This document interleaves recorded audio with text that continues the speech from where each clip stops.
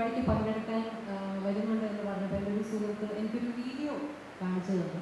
അത് ജലജ എന്ന് പറയുന്ന ഒരു ചേച്ചിയുടെ വീഡിയോ ആണ്. ആ ചേച്ചിയുടെ ഞാൻ കണ്ട ഭയങ്കര രസമുള്ളൊരു പ്രത്യേകത എന്താണെന്ന് വെച്ചാൽ, ആ ചേച്ചിക്ക് വണ്ടി ഓടിക്കാൻ ഭയങ്കര ഇഷ്ടമാണ്, ഒരുപാട് യാത്ര ചെയ്യാനും ഭയങ്കര ഇഷ്ടമാണ്.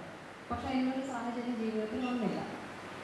അതിന് പകരം അവരുടെ ജോലി എന്ന് പറയുന്നത് അവരുടെ കുടുംബമായിട്ട് അവർ ഏറ്റെടുത്തിരിക്കുന്ന ജോലി, ബന്ധപ്പെട്ട് ചെയ്യുന്നൊരു ജോലി എന്ന് പറഞ്ഞാൽ കാശ്മീരിൽ നിന്ന് കേരളത്തിലേക്ക് ആപ്പിൾ എത്തിക്കുന്ന അതുമായിട്ട് ബന്ധപ്പെട്ട എന്തൊരു ജോലിയാണ്. അപ്പോൾ ഈ ജലജ ചേച്ചി എന്താ ചെയ്തതെന്ന് വെച്ചാൽ, ഡ്രൈവിംഗ് പഠിക്കാൻ പോയി ഹെവി ലൈസൻസ് എടുത്ത് ലോറി ഓടിക്കാൻ പഠിച്ച് ഇപ്പോൾ കാശ്മീരിൽ നിന്ന് കേരളത്തിലേക്ക് വരുന്ന ലോറികൾ, ആപ്പിൾ കൊണ്ടുവരുന്ന ലോറികളിൽ ഒരെണ്ണം ഓടിക്കുന്നത് ആ ജലജ ചേച്ചിയാണ്.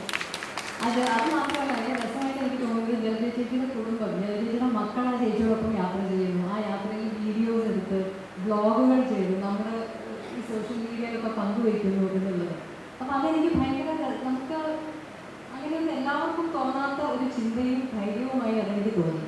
ആ ചേച്ചിയുടെ കഥ കേട്ടപ്പോൾ എനിക്ക് എൻ്റെ വീട്ടിലുള്ള ഒരു ഉദാഹരണം എനിക്ക് ഓർമ്മ, അത് വേറെ ആരുമില്ല, എൻ്റെ അമ്മ തന്നെയാണ്. അമ്മ വണ്ടി ലോറിയൊന്നും ഓടിക്കില്ല, പക്ഷേ അമ്മ പലപ്പോഴും ജീവിതത്തിൽ എന്നെ അത്ഭുതപ്പെടുത്തിക്കൊണ്ട് എനിക്ക് ഭയങ്കര വലിയൊരു ഇൻസ്പിറേഷൻ ആയിക്കൊണ്ട് നിലനിന്നിട്ടുണ്ട്.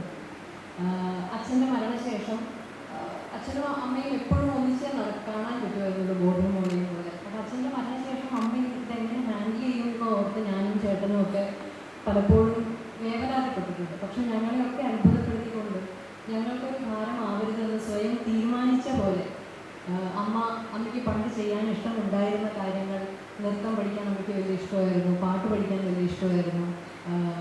അതിനൊക്കെ വേണ്ടി അമ്മ തന്നെ സ്വയം ഇനീഷ്യേറ്റീവ് എടുത്ത് ക്ലാസ്സുകൾ കണ്ടുപിടിച്ച് പോയി അതിൽ പോയി ചേർന്ന് പഠിച്ച് സാഹിത്യത്തിൽ പണ്ട് കോളേജിൽ പഠിക്കുമ്പോൾ അമ്മ എഴുതുമായിരുന്നു എന്ന് ഞങ്ങൾ പറഞ്ഞു കേട്ടിട്ടേ ഉള്ളൂ. പക്ഷേ ചെറിയ കുറിപ്പുകളൊക്കെ എഴുതി ഫേസ്ബുക്കിൽ പ്രസിദ്ധീകരിച്ച് ആ കുറിപ്പുകൾ കണ്ട് ഗൃഹലക്ഷ്മിയെ പോലെയുള്ള ഒരു പ്രസിദ്ധീകരണം അമ്മയെ ഇങ്ങോട്ട് വന്ന് സമീപിച്ച് അമ്മയുടെ ഒരു പുസ്തകം വരെ പുറത്തിറക്കി. അപ്പോൾ അമ്മയ്ക്ക് ഇഷ്ടമുള്ള കാര്യങ്ങൾ അങ്ങോട്ട് പോയി അതിനൊരു എന്താ പറയുക, ഇനീഷ്യേറ്റീവ് എടുത്ത ആ കാര്യങ്ങൾ പോയി ചെയ്യാനും സ്വന്തം സന്തോഷങ്ങൾ കണ്ടെത്താനും ആ സന്തോഷങ്ങൾക്കൊക്കെ വേദികൾ കിട്ടുമ്പോൾ അവിടെ അമ്മ കഥകളിയും മോഹിനിയാട്ടവും തിരുവാതിര, നൃത്തയോഗം തുടങ്ങി ഞാൻ കേട്ടിട്ട് പോലും ഇല്ലാത്ത പല കാര്യങ്ങളും അമ്മ ചെയ്യുന്നതും, സുഹൃത്ത് സംഘങ്ങൾ ഉണ്ടാക്കുക, ആ സംഘങ്ങളുടെ കൂടെ യാത്ര പോകാൻ തുടങ്ങി സ്വന്തം ചെറിയ ചെറിയ സന്തോഷങ്ങൾ കണ്ടെത്തി എൻ്റെ മുന്നിൽ ഏതു പ്രായത്തിലും അവനവൻ്റെ സന്തോഷം കണ്ടെത്തണമെങ്കിൽ അവനവൻ ആഗ്രഹിച്ചാൽ ആ സന്തോഷങ്ങൾ കണ്ടെത്താം എന്ന് ജീവിതം കൊണ്ട് എൻ്റെ മുന്നിൽ ഉദാഹരണമായി നിൽക്കുന്ന ഒരാളാണ് അമ്മ.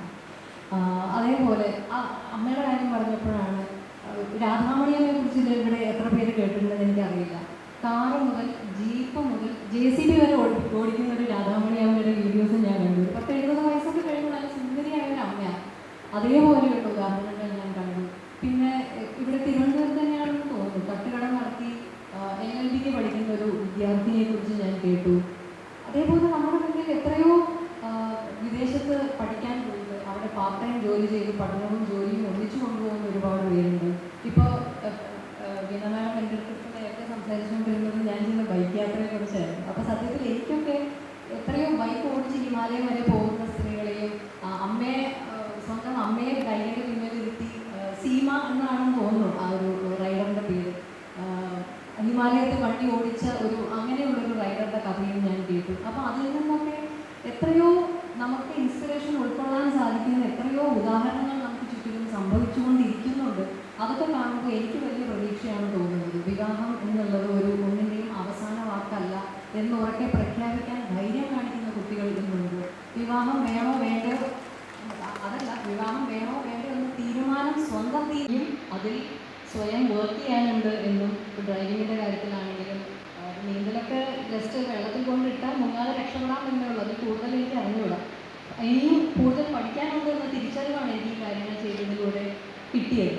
അപ്പോൾ അങ്ങനെ നമ്മുടെ കയ്യിലുള്ള ഫോണിൽ തന്നെ കാണുമല്ലോ, ഇടയ്ക്കിടയ്ക്ക് വരുന്നൊരു അപ്ഡേറ്റ് റിക്വസ്റ്റ് ഉണ്ട്. അപ്പോൾ അതേപോലെ നമ്മളും സ്വയം അപ്ഡേറ്റ് ആയിക്കൊണ്ടിരുന്നാലേ നമ്മുടെ ആഗ്രഹങ്ങളുടെ ഭംഗി പൂർണ്ണമാവുള്ളൂ എന്നെനിക്ക് തോന്നിയിട്ടുണ്ട്. അപ്പോൾ ഇതൊക്കെ ചെയ്യണമെന്നുണ്ടെങ്കിൽ നമ്മുടെ ജീവിതത്തിൽ വേണ്ട, ഇപ്പോൾ ആത്മവിശ്വാസത്തിൻ്റെ കാര്യം ഇവിടെ എല്ലാവരും വളരെ കൃത്യമായി പറഞ്ഞു. അത് കൂടാതെ നമുക്ക് ഉണ്ടാവേണ്ട ഏറ്റവും പ്രധാനപ്പെട്ട ഒരു കാര്യം എന്ന് എനിക്ക് തോന്നിയിട്ടുള്ളത് സാമ്പത്തിക സ്വാതന്ത്ര്യമാണ്.